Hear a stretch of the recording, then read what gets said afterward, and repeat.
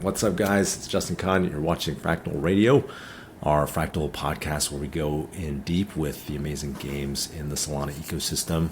And today I'm super stoked because I've got my friend Pablo here from Star Atlas. How's it going? Doing well, man. Thanks for having me on. It's exciting. Amazing. You guys are like the game that everybody knows in the ecosystem. Star Atlas, it's like, I think you're the first one that I ever heard about back when I met Raj and Anatoly at the Solana office. You know, they were just saying like gaming is going to be the next thing, and it's already blowing up. And they gave this example of Star Atlas and everything that you were doing, and it's pretty amazing. You have this community that's been going strong. You have a huge team now. I think last time we were on the phone, you told me 200 people. Maybe, but like I'm sure it's grown since then. So, your whole company that's materialized in the last year, and I want to give everyone a chance to get to know the story behind that. So, taking us all the way back, like how did this start? How did Star Atlas? How did you and your co-founders conceive of it? Like, where did it come from? Yeah, I mean, it's always a beautiful thing where you can kind of go back in time a little bit and kind of share space with history. I have to give it up to the amazing co-founders that are Jacob Floyd, Danny Floyd, and Michael Wagner. So Jacob and Danny are brothers, actually, and they are. Jacob is a CTO, Jacob's a CPO, and Michael's the CEO. And Jacob, Danny, and Michael have actually been working in blockchain on projects, I think like since 2016, if not even earlier than that.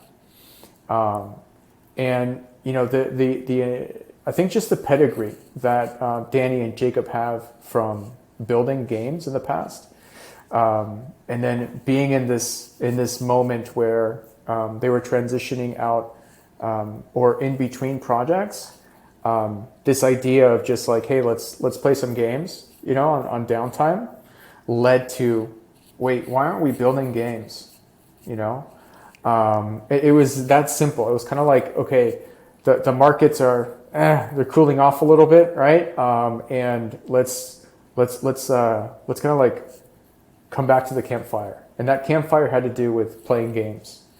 And I think that's really essentially kind of like the true story of what happened, right? I mean, this isn't a grandiose scheme of things. It just literally happened to come out of something that people really love. I stepped into the experience and the journey kind of like right after the drafting of the white paper was coming to its like final reiterations. And when I first met Danny and Jacob, I have known Michael since like 2017, 2018, but have never really, didn't really know Danny and Jacob too much. I've met him through kind of discussing blockchain in general on other projects that I was working on that had to do with psychedelics, assisted psychotherapy, actually. And so that was kind of like my first time that I got to chat with him and meet with him. But yeah, when I first learned about the game itself, I was like, this is pretty amazing stuff. And it really resonated with me because, number one, I also love space. I've been playing games since I was like super young, and then dove into virtual worlds during my undergrad. So, the concept of blockchain and crypto and leveraging this ability for people to kind of tap into a next generation technology from anywhere on the planet, and coupled with gaming, to me was like, this is Second Life into 100 years, right? Like this is really, really going to push gaming forward. Gaming like just became a career or something that people studied in like 91, right? I mean, it hasn't been that long. It's a new thing, right? I think what's pushed all this forward is, of course, the rate of technology, Moore's law. but it essentially is pretty new, right? So anyways, yeah, like the origin story for Star Atlas is literally like being in a moment where, you know, a few people wanted some downtime. And out of that downtime came probably one of the biggest challenges that we've created for ourselves, which is now Star Atlas. So it was downtime, and then Danny and Jacob kind of had this idea of like building this space game, and they wrote this white paper, and you got involved. And then like, what were the steps to like make it real? You know, because it's making games a big endeavor, and for sure, one of the things I love is like with blockchain games is people are building them kind of in the open with their communities. But like, how do you even? It can be a really daunting task, right? Like, how did you start like making it real? Yeah, absolutely. And I'll go back to, you know, the beautiful thing about next generation gaming, which is, you know, on-chain games, you know, coming at it from a perspective of building a AAA title, quality game, coupled with DeFi, I think just kind of were all the right components that came together. And now making this a reality, right? Like, how do you take a white paper, create a community around it, and then actually launch a product? Like, that's a whole journey that not a lot of projects can actually go through the entire cycle. Yeah. Some of them get stuck at not even being able to create a community around it, right? And so that was number one for us. Right. So the way I've always engaged with any sort of project that I've ever been associated with was like, are people really going to care about this? I've never been in the situation where I could just work on a project because I wanted to build it, and I don't care if anyone doesn't like it. I just want to do it for myself. You know, it was like I want to imagine things that that are visionary, but I think more importantly, like, is it going to make people's lives happier, better, you know, and experience things in a more fulfilled way. So, you know, for us, it was really about that. It was like, let's share this information and this vision with as many people as we can. And the initial channel for that was Twitter. It was as simple as conceptualizing this white paper and creating story around it, right? Again, we as humans have been corralled around fires, right?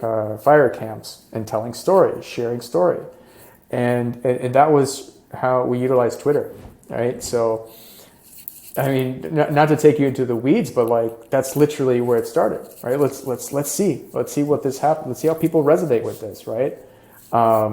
And of course, you know, making a few announcements early on, launching on Solana, first stakeholders, you know, Project Serum, FTX, you know, really supporting us. That allowed for the story to get to a lot of people.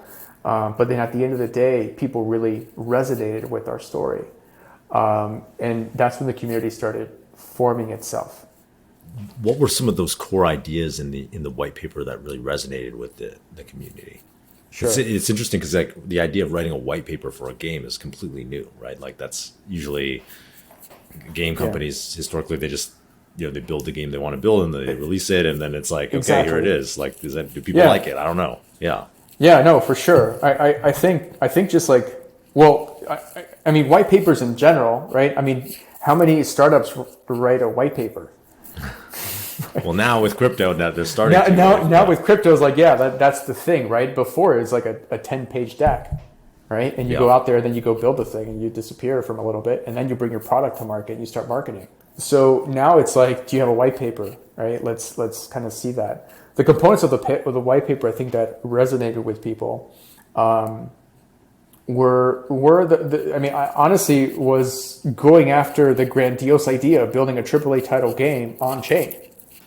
It's like, wait, what are you talking about? Why would you ever want to do that, right? Like, does that even make sense? And then, you know, leveraging NFTs and DeFi, right? And then that led us to sharing our economic vision in tokenomics, which Michael Wagner is a ninja at. You know, I mean, he puts those things together like a Picasso. You know, does his blue phase. You know, or how Basquiat mixes pop art with industry and street culture, right? I mean, and so when you put all of those things into one documentation, I think people digested that information, and what they got out of that what we shared with the world last year, which is power to the people. Yeah. Right. It's the ability to give, you know, something more than just a digital asset in exchange for time and fun. Right. It's ownership. It's co-creation. Right. And so things like this allow for people to have agency when they're exchanging their time for a game, right? So it's like that really resonated with people a lot, and you can do that with Web3. And so you had this excitement. I mean, that's the thing I'm super excited about with Web3 is the participation, you know, that it allows people to have in ownership and the upside from joining. And I like to think if like we were creating Twitch today as a, you know, new business, that we would have done it as a Web3 business, you know, or Web3 project, because there's so many contributors both on the viewer side, but then obviously the content creator side that, you know, should share in the upside of what we're building. But like, what was you had to release this white paper, people were excited about it. Then what were the next steps to getting it out there? Yeah, sure. And that's kind of like, you know, a big reason why I came on board, you know, with the trio, you know, and made the fourth person here, the fourth co-founder, was really my ability to have worked in various emerging markets over the past like 20 years of my life. And it's been everywhere from, you know, trading physical commodities in the mining industry to the cannabis extraction and processing and manufacturing of extraction equipment globally to mental health through psychedelics. And so that has given me a really agile mind to think of different markets, think globally, and process data, map data with its very specific North Star and objective. So for me, when I was like, okay, started getting caught up really with what Web3 was, and really the power of DeFi and NFTs coupled with game design, economics, and tokenomics, right? Once I got that all wrapped around in a formula, I was able to really provide guidance and roll up my sleeves and get to work. And that was reflected in the different ways that we started thinking about how to market, if you will, early on in the year. I've done a lot of research in how to create story. That's a thing that I love learning more about.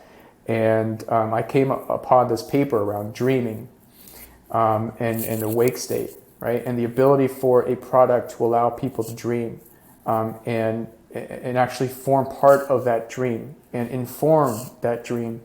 And it's not just like a CEO or leadership saying, this is our vision, come and follow us, right? It's more like, hey, I have this idea, can you make it better? Right? And so that dialogue and participation with the community is essential key to growth and really understanding whether or not you have a good product market fit. And if you can tell, I'm really proud that I haven't mentioned the word revenue because that doesn't matter. I'm chief revenue officer. To me, I don't care how much the business model is producing in revenue. Revenue is a byproduct of how some people can enjoy a product that is being manufactured or produced or designed or created.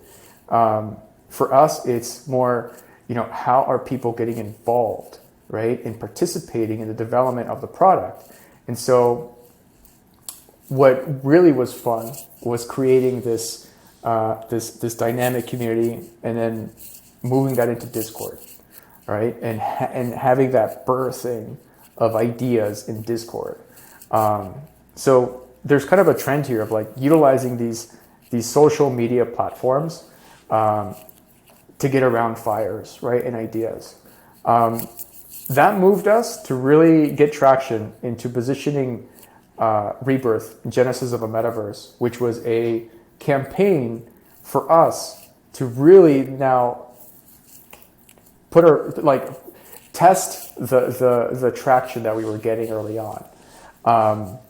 And so now it's like, okay, we have a few people's attention. I'm talking like a couple hundred or 1,000 people that were really following us there. It was nothing, right? Very few, but those few people, we could already tell were just the saliva was coming down their mouth. They were excited. Like, give me something. I want more.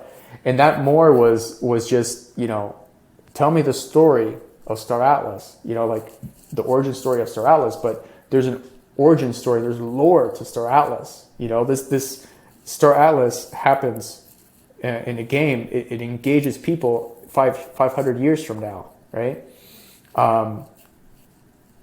We can get super meta and say that we're just, we're living history of that game, right?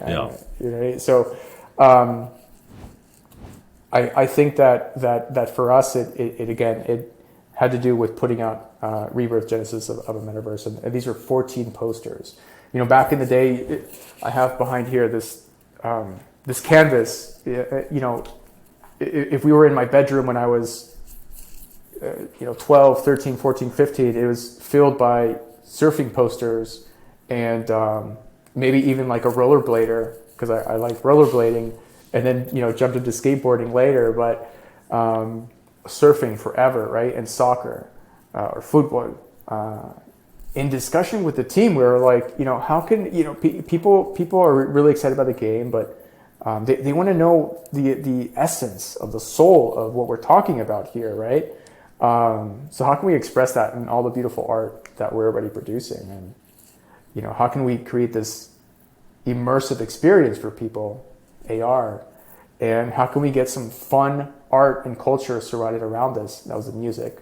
So we tied art, music, amazing people, collaboration, and launched Rebirth, Genesis of the Metaverse. And I think that was really the ignition that got our brand and our product to a lot of people. And people were like, oh, wow, like what's going on over there, And it just so happened that's also when like a lot of projects were starting to ramp up on Solana. More people were coming in. So yeah, it was good timing. That was like a viral moment, right? Like people were really, it was like a very cinematic experience in a way, right? Like people loved it. Hands down, it was the funnest I've ever had launching a project. Hands down.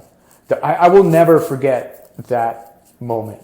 To me, like, that was the funnest time I've ever had. Like, I felt like a kid, I felt like a chef presenting its first, meal to like your favorite friends and family, and watching them just devour, that food and smile, and just, it was like that, it was that fun because people were sharing all of this online, and everyone's reaction was just super positive. And of course the numbers showed all of that, And so what do you think was it about? So this was like a set of posters, right? Like of space, of the ships and the content. And like, how did, I know like other people from the outside who weren't like really in the community or like watching from the outside heard about this and were like, especially people from like the traditional gaming industry, they're like, well, we have spent all this time creating games, right? Like, what people are excited about this, like these posters, like what's going on? Yeah. Like, what do you think it was that like really captured people's imagination? I don't know, man. It was fun. Yeah. It was fun. And I think people literally had fun while engaging with it. So although it wasn't like, that moment when you would put on, Sonic the Hedgehog, right? Or like turn on Halo and play the actual game. This was literally like a behind the scenes before there's even a scene. Yeah. Right. So it's like let's look at what the future may be, right? And so, yeah, I don't know. There was just so many like fun things about it. There was these egg hunts. Like these little things that we would hide inside the AR experience, right? I mean, literally, people had to pick up their mobile phone, grab their mobile phone, put it in front of the screen, and people would be moving like this, right? I mean, Yeah. How many NFTs have you done that with, right? Like anything online have you done that with? How many times have you grabbed your phone and taken the time, to do that after you purchase something, right? And then like just mess around with it while you're listening to music, right? Yeah. And so like all those senses that were activated, I think people were having, so much fun time with it. And of course, it was cool like doing it with really awesome artists like Deadmau5 and Major, and also artists that don't have a lot of traction or popularity, and it was just amazing to have the community and audience react so positive to sound, and they didn't even know the person who created it, right? Yeah. So it was really, really cool to see that people really just wanted the content. They didn't really care about like the big names, to be honest. Yeah. That was awesome. So then from there, you had this viral moment. Like, what was the next? How did you get from what was next? What happened? Yeah, I mean, next was really like saying a lot of thank yous to the engineering team. Yeah. Hats off to our engineering team. Like when Anatoly says that the engineers at Solana eat glass, for breakfast, lunch, and dinner. The engineers that were with us at that time and web developers were, not only eating glass, but they were making it and eating it themselves. It's like they put themselves through that. Of course, with little help, from people like B that were kind of, trying to get us to a mission and execute that mission. So, I mean, first of all, the posters weren't launched on a third-party marketplace on Solana. First, we had to build the marketplace, right? So what was fun was building the marketplace on Solana, and so once we had that, then it was like, okay, well, how can we continuously, optimize this marketplace and fulfill our roadmap that we'd set ourselves for the white paper. So from there, it was a lot of getting prepared for the Galactic asset offering. But even before then, it was really, kind of moving on from the Rebirth posters, which ended around July, and then getting prepared for our TGE events. So, our launch pad and listings and stuff. So, but behind the scenes, our engineering team, development team just didn't stop developing, And so, you tell us about the Galactic asset offering and like what were the results of that? You launched 2 tokens, I believe, right? Like, what's what happened? I think what happened there was also another exciting time. It was much more, numbers oriented, metric oriented. But I think it made the community extremely happy, that the way that we brought this to market. A lot of people have asked us, like, who came up with the strategy? How did you do that? Again, this was a collective and coordinated surgical process that we put together. But at the end of the day, all the planning that it took to put this together was very fruitful. I mean, like, it was just a complete rocket, that we put out there. But really, it's not like our goal was never to raise a lot of capital from that. It's like we knew we had to do it. We knew it had to be very successful, and then it was on to the Galactic asset offering, because that was really the part where we were going to start dropping our ships. So that was the first time where we got to release these ships that a lot of our concept designers and amazing artists were working on throughout the whole year.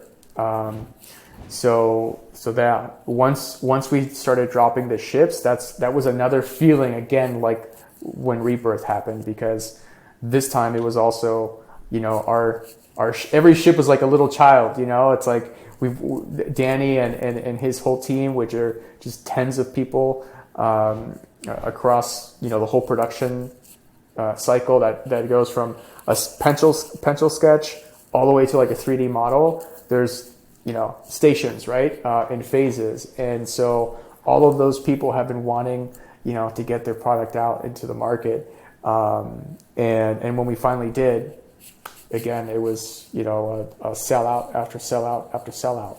That's incredible. And so how did you, like, you had clearly had this plan, right? Like, how much, like, to sell these assets, and like you were working on them for months beforehand.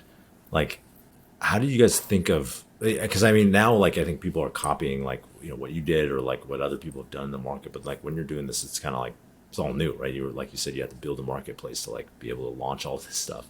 Like, who came? Like, I mean, it sounds like it was a team effort to come up with the plan. But what were some of the core insights that you had about like how are we going to launch this that really worked? I think timing, right? So like the natural environment for Web3 games is that a lot of people are reactive to the sentiment of the market, right? Yeah. Like, how are these X, Y, and Z coins doing? Oh, I'm going to go and like spend some money, right? Make some trades. So that sentiment, we were earmarking, some of our activities, right? So I know a lot of times, and this might be frustrating to our community a lot, is that we might have a roadmap, we might have deadlines and target dates internally, but those need enough flexibility to move, because we can't just drop something because there was a date that we told people 60 days ago or 30 days ago. We also need to consider the different market environmental factors, and in Web3, a currency, digital currency factor is weighted pretty heavily. So general market sentiment towards trading is really important.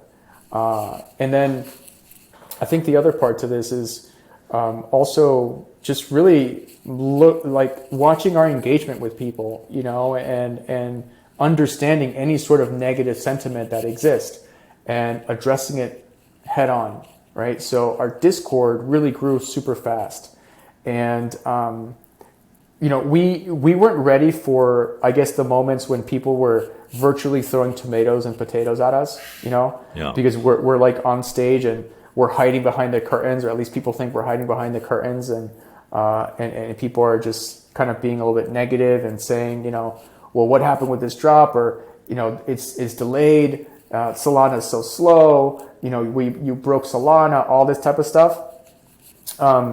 We didn't know it was going to be so heavy in Discord, but being able to address that and really being confident about who we are as a team and where we know our development phase is at, gave us all the reassurance and confidence to get through those days, which we still need to get through them now. And I think that's another thing too, is just being confident in where you are as a product development team. The other one was having a lot of conversations with ecosystem teams, right? So partners, and staying at the hip with them. It's not enough to just call someone up and saying, "Hey, I have this project. Do you think it's cool? And we're going to be really successful." and see you later. I'll give you a call when the thing is going to launch, right? And then reconnect. Even though people are very busy, right? I'm sure you experience it. You call someone in this space, you ask them how you're doing. Everyone's going to say, I'm super busy. I'm back-to-back calls. Most people, right, are just kind of getting through the day like that.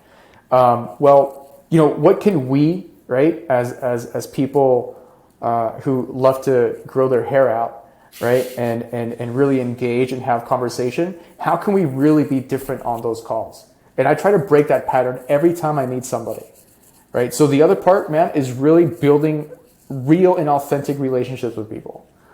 Like engaging with people in a way where your first step is to give. Like, hey, how can I help you? I've been watching your project. I think as a user and as an observer, this would be really cool, right? That just shows you care because you actually do, and you're trying to actually better understand the value that could arise from a friendship, relationship, or partnership. Well, that's what I've loved about our relationship. That's what I've loved about meeting you, is like having that that ethos really clearly comes through. Thank you, man. And my team made fun of me at the beginning because I'm always I love meetings. I love the dialogue, right? When there's value, when there's nothing that if everyone needs to work, let's get to work, right? I'm not. If we're at the beach, same thing, right? Let's have a valuable conversation. Let it organically come out. But I've shared my link, my public calendar link, with a lot of people. And at this stage, I am pretty back to back all the time, and I meet people that I don't even know what these meetings are for. A lot of times, okay, and it's not something that's I do all year long. I'll change my links and stuff, but. I'll go through phases where I just literally want to get a pulse for the ground, right? I want to get a pulse for the radar of what's happening, right? And who's reaching out to me and who do I want to reach out to learn more about. Yeah. So we did that all last year, right? And we were meeting with a lot of people. It didn't matter who they were. It didn't matter if they were coming from Polygon or Binance or whatever ecosystem that was out there. A lot of people came wanting to do things, and you get the superficial stuff, right?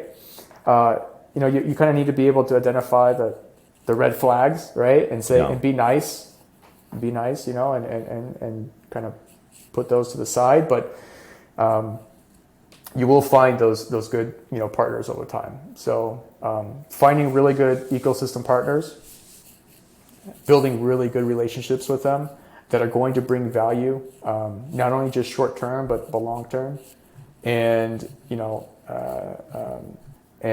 being authentic, I think is vital. Awesome. And so you guys, how much did you raise total and through all the different asset sales to fund the project? So Rebirth, this is public information. I think there's stuff out there where we broke everything down. But I think there was a private token sale, right? And that was fairly minor. I think it was around 8 million. Rebirth was 6.6, and then NFT sales last year was over 100, I think. It's incredible. And so now you had the challenge to turn this into a real company. Not that it wasn't a real company before, but you've hired up and brought on a tremendous number of people. Was that 200 number that I quoted right? Was I remembering correctly? Yeah, no, we're over 200 by now. And really what got us to feeling confident, really, really confident in yes, time to delivery and critical path to success is important. However, we're here for the long term. So let's just put out the highest quality product that we can put out. And we're doing this with right now, one developer partner by the name of Spearsoft. We didn't come out with that announcement till much later after the relationship. So we've been working with them for quite some time now.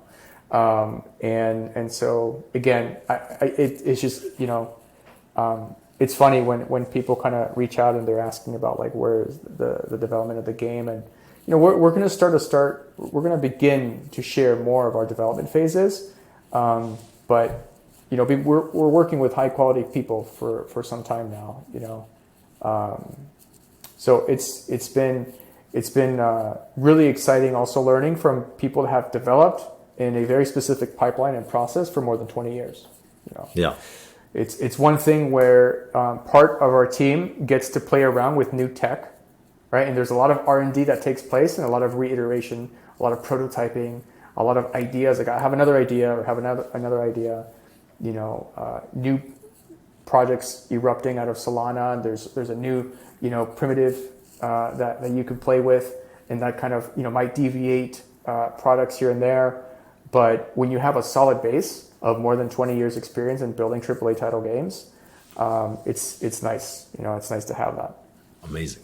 And so, what's next? Like you have this team.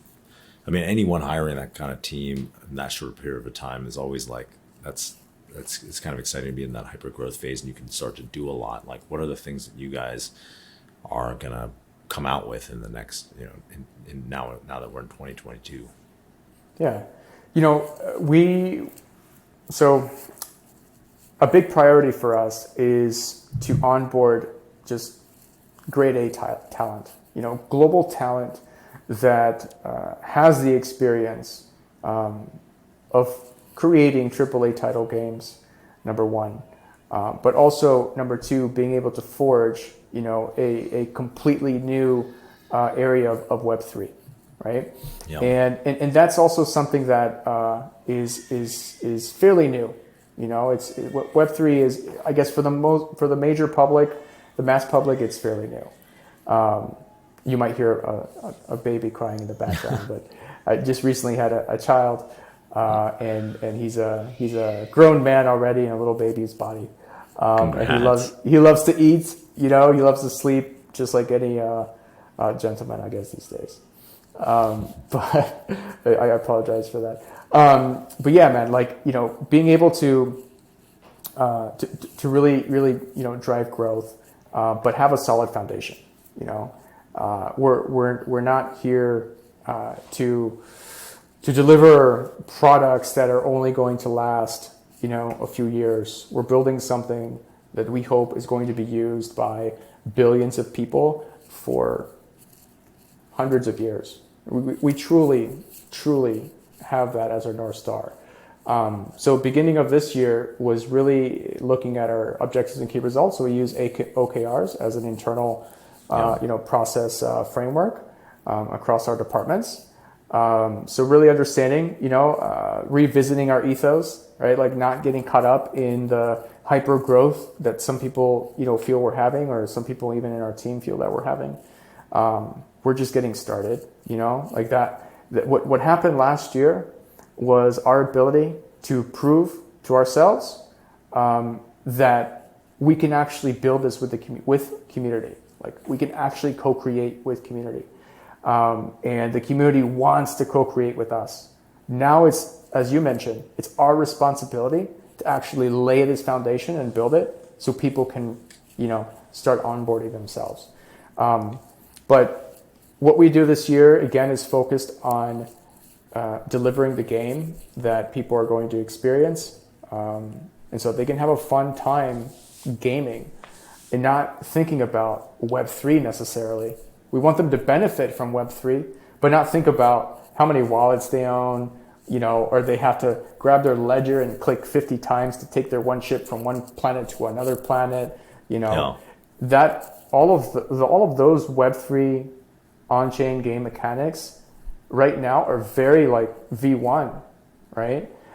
Because there is no playbook for this. Yeah. Literally, like no one's done this for a game. The type of environment that we're creating. So the game mechanics and the game design is something that we're completely flushing out, and really massaging. The other big component is the economy, right? So making sure that the foundations for the economy are something that's going to be able to, be balanced time after, without causing much disruption to the user, to the people that are involved in the economy. So That's really laying yeah. down foundations, and all these different components that are going to make up the focal point, core competency for our business the next 2 or 3 years. While at the same time experimenting with a lot of new stuff, man, and laying down the foundations for gaming metaverse. We you mentioned earlier that some people are like, looking at us as an example, or as like a playbook.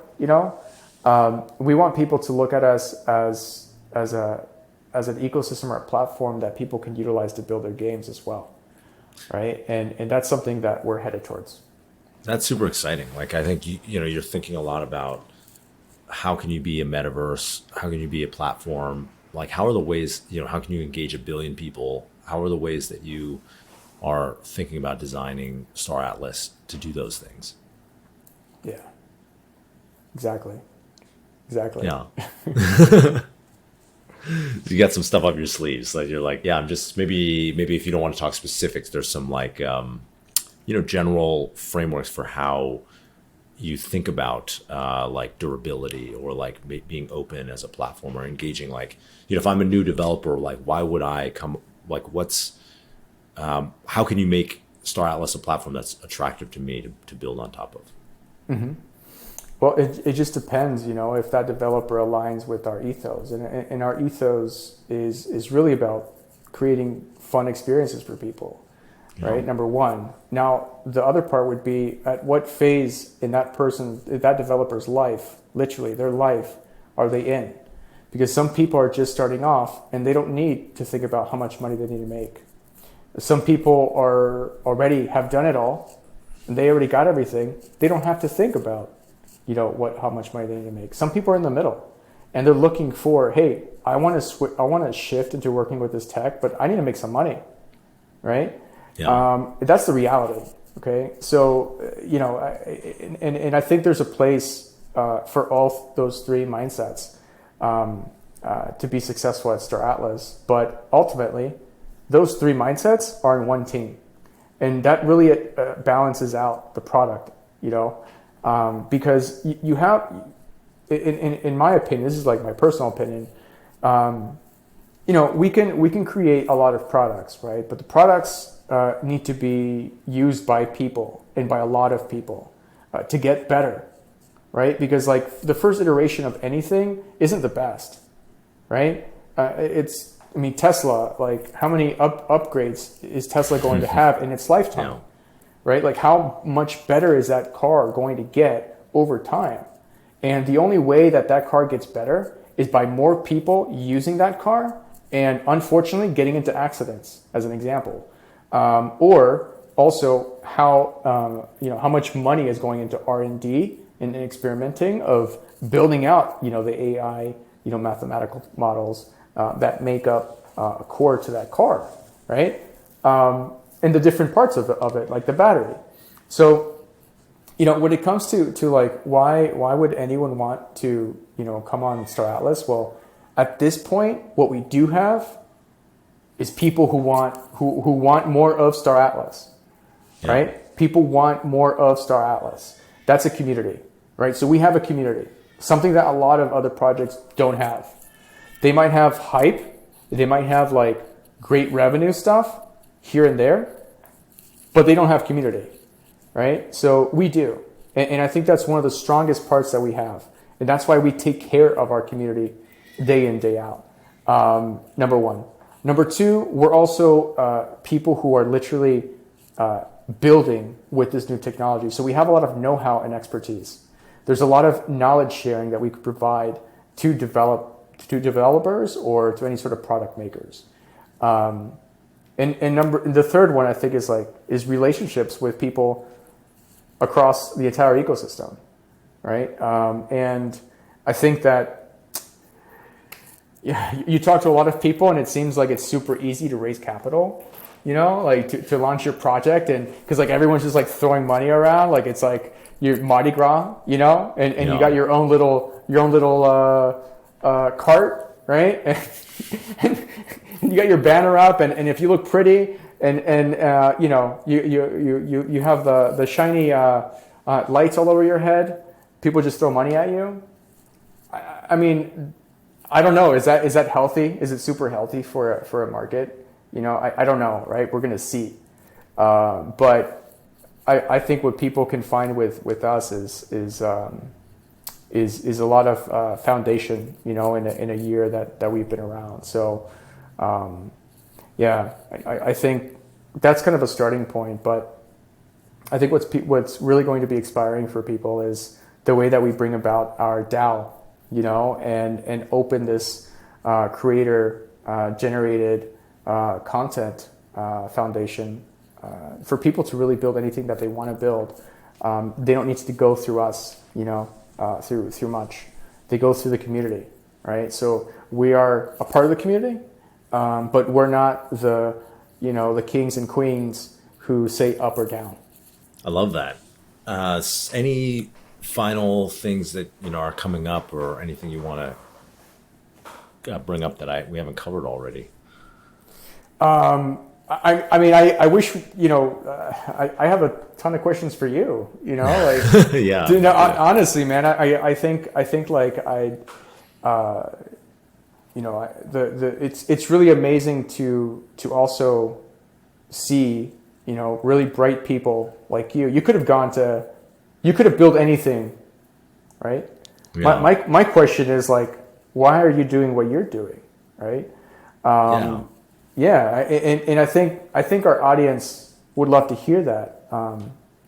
Well, that's I'd love to answer that. I mean, I think similar to you, I've been really inspired by this idea of like, metaverse or metaverses. I think it's probably the case that like people interact in all these different spaces online. It's kind of already here, but what I love is like how there's this opportunity to create things that are really immersive and where people have like regard them with real value, right? Like we have actually been doing this for a long time. Like 25 years ago, I played my very first MMO, which was Ultima Online. I don't know if I told you that, but like I played Ultima Online, and in that game, like I wanted to buy a house really badly because like it was pretty cool. You could store all your stuff there, but the houses were like, they didn't make enough space in the map. The developers didn't. So the houses were selling for like hundreds of dollars. And I was in high school at the time. I couldn't afford it. So sure. That was like, I remember the first time, and all these people were like, why would anyone pay real money for something in a game? And I was like, no, it makes sense because like I spent so much time in this game. I have all my friends in this game. I'm like talking to them constantly. Like, of course I would want to buy something in this game that had value, utility for me in it. And that was like my first introduction to see it, like when kind of we've seen this in the last year when this Web3 gaming wave started. I was like, this is the natural evolution of not just gaming, but how people relate to each other online. And so I was really excited about that. And then the programmer in me was like really activated by this idea of like open ecosystems where other people can build stuff on top of them. Like what you're talking about, where like you're creating not just your own game and your own storyline and lore and digital assets, but it's open and there's a community component of it and a community DAO. But then also like a developer could just build things on top of build part of Star Atlas. They could build like, whether that's a different virtual space or like a mini game or like even just like a, tooling that's like a rarity tooling or something like that, or like an exchange or like any, like when we were talking, I was like, hey, how can Fractal work together? And you were like, you could just build your own exchange. You can already build an exchange that takes, Star Atlas content and creates a marketplace around it if you want. Like you were like, you don't need my permission, just go do it if you want. And like, I love that. Like the programmer in me, 15 years ago when I started in kind of Web 2 is like, all about this like open internet where you could just build whatever you wanted, and like it was all an experiment, and it feels like that again in this space. And so that's what I think that's what attracted me to it. Yeah, no, for sure, man. That's the part of that's where also the freedom to the people. It's like it sounds sometimes when I think of like freedom to the people, it's not coming from someone who is a higher, above, a different. It's like, it's just an essence, like that's us. That's what we feel. Like we feel free being able to work with this technology. Yeah. And building this the way that we're building it, right? That's freedom. And so like that essence, we want more people to feel like that. So whether it's a player or a guild or a developer, you can really benefit from any value that's been created, right? And add to that value, right? You can make it better. That's the most beautiful thing about this too. It's like the best products will erupt, will continue bubbling up. Exactly. Yeah, you right? don't know what they're going to be. Yeah, it's more users. That's what I'm saying. Like more people get to use the product, right? That's the best one. Yeah. You know what I mean? Like just keep on building towards the best one and making it better, because the whole point there is like the incentive piece, right? Like how do you get more people around the ecosystem so they're incentivized to build there? And I get that. There's still, of course, this essence of wanting something in return for your time, from a development standpoint, or like talking about a project on Twitter. Man, I see it, like there's influencers on Twitter and they talk about projects. Yeah, of course you're talking about the project because you're holding their coin, right? Yeah. Okay, that's cool. But like, man, why don't you just build, right? Instead of like holding on to something, like build something, add value to the experience for everyone, right? It's we talked about a festival, right, that you're going to be a part of later this year. That I've never been to that festival, but the essence of what you expressed to me, what a lot of my friends expressed to me, is that like to go there, you have to be a part of it. Right? Yeah. To be a part of the journey, right? You got to roll up your sleeves and get dusty, right? And that is part of the enjoyment. So, man, I don't know. I think to sum up all of this stuff, it's like we're here because we want to live life in a way that we haven't been able to live it in the past, right? Yeah. And how we manifest that and how we build it out, like we're going to do that together. So, listen, man, I appreciate your time. Appreciate you. Love you, man. Like your energy just evokes, everything that this tech is about. And, that's the beauty thing about this too. Like it just brings awesome minds and souls around it, So excited to see where your journey takes you to in this space. So yeah, man. 100%. Thank you, Paulo. This is a great conversation. I loved it.